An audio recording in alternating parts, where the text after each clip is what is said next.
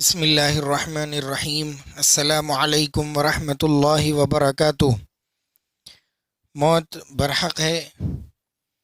اور اس کا آنا یقینی ہے، لہٰذا اگر موت کے آثار کسی شخص کے اوپر ظاہر ہونے لگیں تو ایسے وقت میں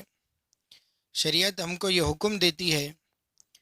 نبی اکرم صلی اللہ علیہ وسلم کا ارشاد ہے کہ مرنے والوں کو کلمہ لا الہ الا اللہ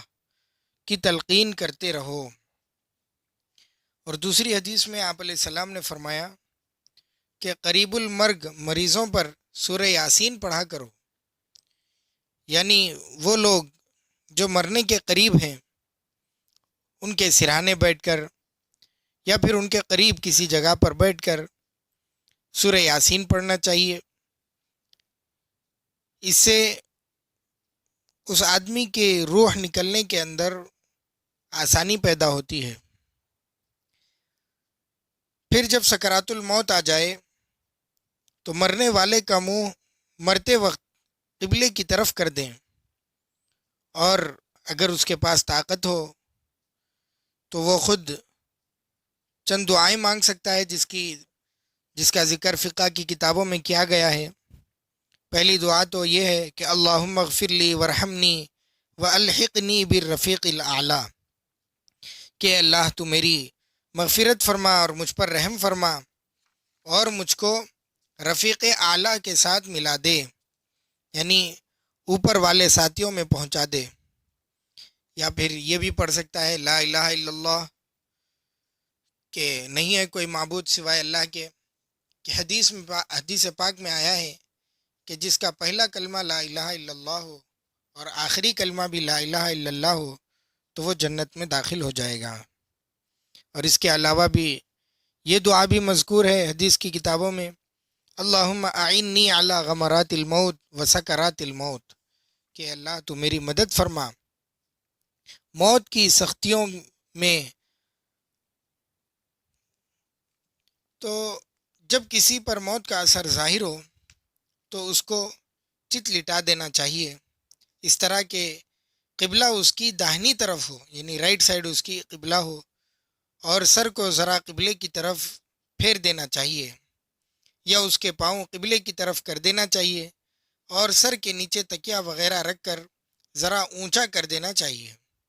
اس طرح بھی قبلے کا رخ ہو جائے گا۔ لیکن اگر مریض کو قبلہ رخ کرنے سے تکلیف ہوتی ہو تو اس کو اسی کے حال پر چھوڑ دینا چاہیے، پھر اس کے پاس بیٹھ کر کلمہ شہادت کی تلقین اس طرح کریں، کوئی اس کے پاس بلند آواز سے کہے کہ اشہد ان لا الہ الا اللہ وحدہ لا شریک لہ واشہد ان محمدًا عبدہ ورسولہ، اور اس کلمے کو پڑھنے کا حکم نہ کرو، کہ پڑھنے کے لیے نہ کہو کہ پڑھو، کیونکہ وہ بہت برا وقت ہوتا ہے اور بہت شدت کی تکلیف ہوتی ہے، اور وہ آدمی بہت مشکل میں ہوتا ہے کہ ایسی صورت میں اس کے منہ سے کیا نکل جائے نہیں معلوم۔ اس لیے حکم نہیں دینا ہے، بلکہ خود ہم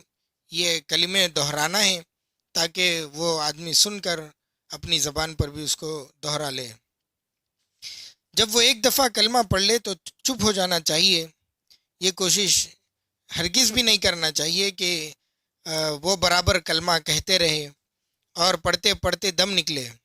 کیونکہ مطلب تو فقط اتنا ہے کہ سب سے آخری بات جو اس کے منہ سے نکلے وہ کلمہ ہونا چاہیے۔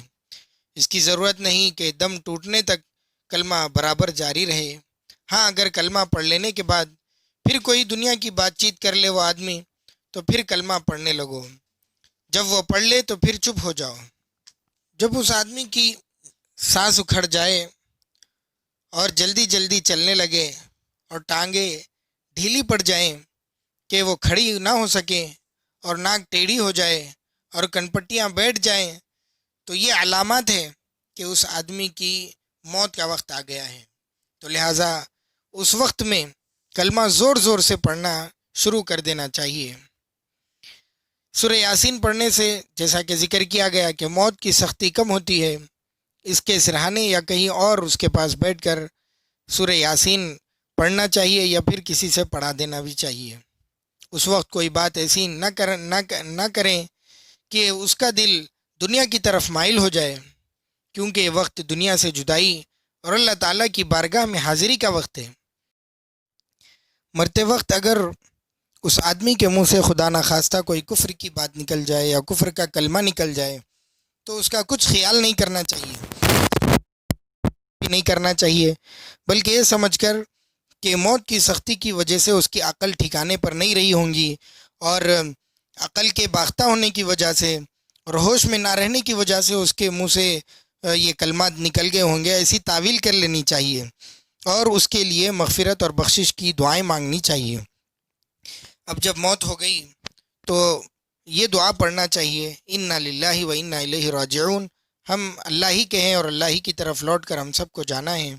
اور پھر اللہم اجرنی فی مصیبتی واخلفنی خیرا منہا، اے اللہ میری مصیبت میں مجھ کو اجر عطا فرما اور اس مصیبت کے عوض میں مجھے اچھا بدلہ عطا فرما، یہ دعائیں پڑھنی چاہیے۔ جب موت واقع ہو جائے تو کپڑے کی ایک چوڑی پٹی لے کر میت کی ٹھوڑی کے نیچے سے نکال کر سر پر لا کے اس کی گھیٹی مار دینا چاہیے اور نرمی سے آنکھیں بند کر دیں، اور اس وقت یہ دعا پڑھیں، بسم اللہ وعلی ملت رسول اللہ صلی اللہ علیہ وسلم، اللہم یسر علیہ امرہ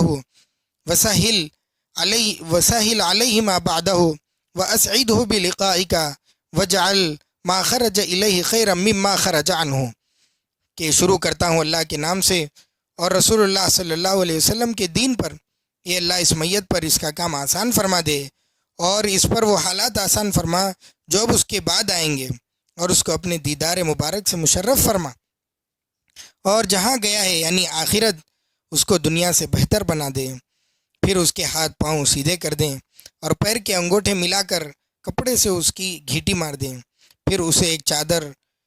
اڑا کر چارپائی یا چوکی پر رکھ دیں، زمین پر نہیں رکھنا چاہیے، یہ میت کی توہین ہے، زمین پر نہیں بلکہ چارپائی پر یا پھر چوکی پر یا پھر کسی اونچی جگہ پر رکھ دیں، اور پھر اس کے پیٹ پر ایک وزن دار چیز رکھ دے تاکہ وہ پھولنے سے محفوظ رہے۔ اب اس کے بعد غسل والے آدمی، یعنی جس کو غسل کی حاجت ہو وہ آدمی یا پھر ناپاک عورت اس کے قریب نہ جائے۔ اس کے بعد اس کے دوست احباب کو خبر کر دینی چاہیے تاکہ اس کی جنازے میں بہت سارے لوگ، جتنے زیادہ ہو سکے اتنے زیادہ لوگ شرکت کر سکیں اور اس کے لیے دعائیں مغفرت کر سکیں۔ اگر میسر ہو تو ایسی جگہ پر خوشبو اگربتی وغیرہ جلا کر میت کے قریب بھی رکھ سکتے ہیں تاکہ بدبو وغیرہ نہ پھیلے اور آنے والے لوگوں کو تکلیف نہ ہو۔ غسل سے پہلے میت کے پاس قرآن شریف پڑھنا درست نہیں ہے،